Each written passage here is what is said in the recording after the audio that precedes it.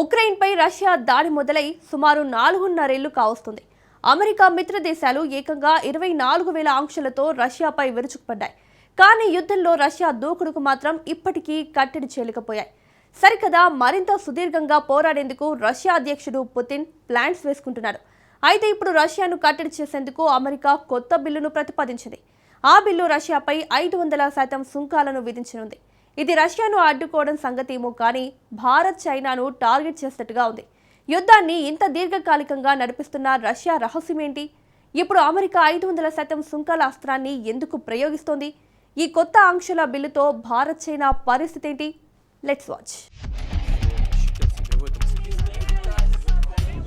యుద్ధంలో రష్యాను అడ్డుకునే అమెరికా అస్త్రం ఏంటి?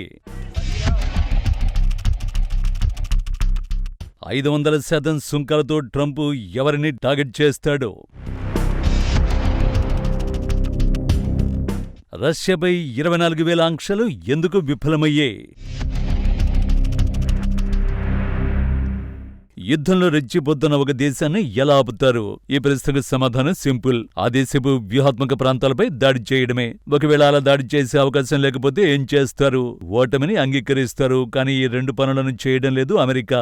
యుద్ధంలో భీకర దాడులు చేస్తున్న రష్యాను ఉక్రెయిన్ ఎలాగూ అడ్డుకోలేదు. అంత శక్తి కూడా ఆ దేశానికి లేదు. 4.5 యుద్ధంలో ఉక్రెయిన్ నెట్టుకొచ్చింది అంటే అందుకు కారణం అమెరికా మిత్రదేశాల ఆయుధాలు. నిజానికి మొదటి నుంచి యుద్ధాన్ని ఆపేందుకు అమెరికా మిత్రదేశాలు ప్రయత్నించలేదు. పైగా రష్యాను దెబ్బతీయాలన్న లక్ష్యంతో పనిచేసే రష్యా మాత్రం మొండిగా యుద్ధంలో పోరాడుతోంది.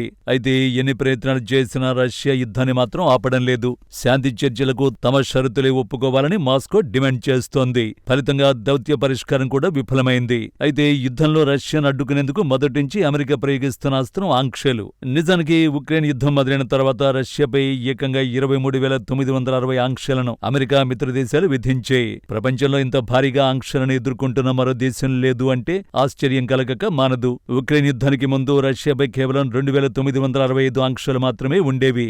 ఇప్పుడు ఆ ఆంక్షలు వేల సంఖ్యలోకి మారిపోయాయి. సుమారు 24,000 ఆంక్షలను రష్యాపై అమెరికా మిత్రదేశాలు విధించాయి. కానీ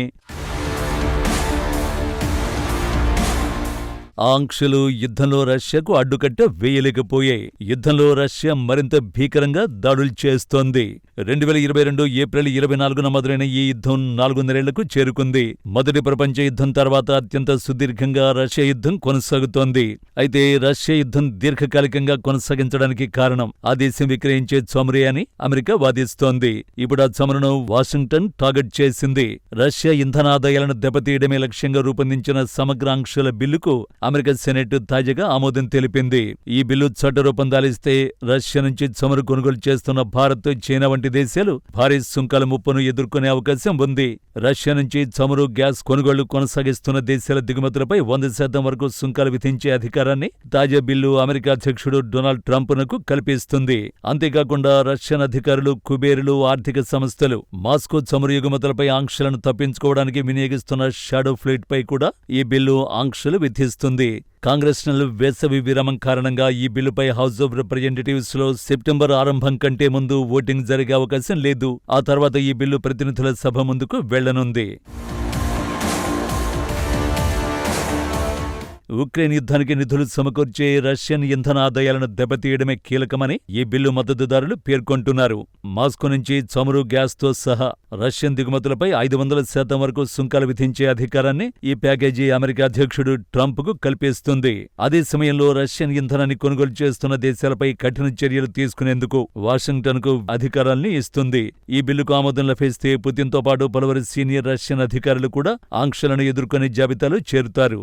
యుద్ధంలో రెచ్చిపోతున్న పుతిన్ను కట్టడి చేయడానికి ఆంక్షలే శరణ్యమని అమెరికా సెనేటర్ జీన్ షాహీన్ పేర్కొన్నారు. రష్యా యుద్ధ యంత్రాన్ని మోకరిల్లేలా చేయడానికి, పుతిన్ను చర్చలకు రప్పించడానికి ఈ బిల్లు ఛాన్స్ ఇస్తుందని షాహీన్ తెలిపారు. కాగా జూలై 11న మరణించిన సెనేటర్ లిండ్సే గ్రాహం ఏడాదికి పైగా శ్రమించి ఈ బిల్లు రూపకల్పనకు మద్దతు కూడగట్టాడు. దీంతో అతడి పేరునే ఈ బిల్లుకు పెట్టారు. అయితే ఈ బిల్లుతో రష్యా నుంచి చమురు కొనుగోలు చేస్తున్న భారత్, చైనాలపై తీవ్ర ప్రభావం పడుతుంది.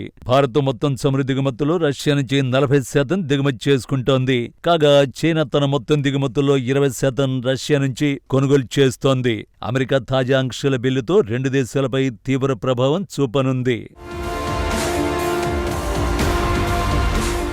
రష్యా యుద్ధ యంత్రాన్ని దెబ్బతీయడమే లక్ష్యంగా అమెరికా తెస్తున్న ఈ తాజా చట్టం కేవలం మాస్కోను మాత్రమే కాకుండా దానికి చమురిస్తున్న భారత్, చైనాల వంటి దేశాలను కూడా కత్తి అంచున నిలబెడుతోంది. సెప్టెంబర్లో అమెరికా ప్రతినిధుల సభ ఈ బిల్లుపై ఎలాంటి నిర్ణయం తీసుకుంటుంది? ఒకవేళ ఇది నిజంగానే చట్టరూపం దాలిస్తే అంతర్జాతీయ చమురు మార్కెట్లో ఎలాంటి సమీకరణాలు మారబోతున్నాయన్నది తెలియాలంటే సెప్టెంబర్ వరకు వేచి చూడాల్సిందే.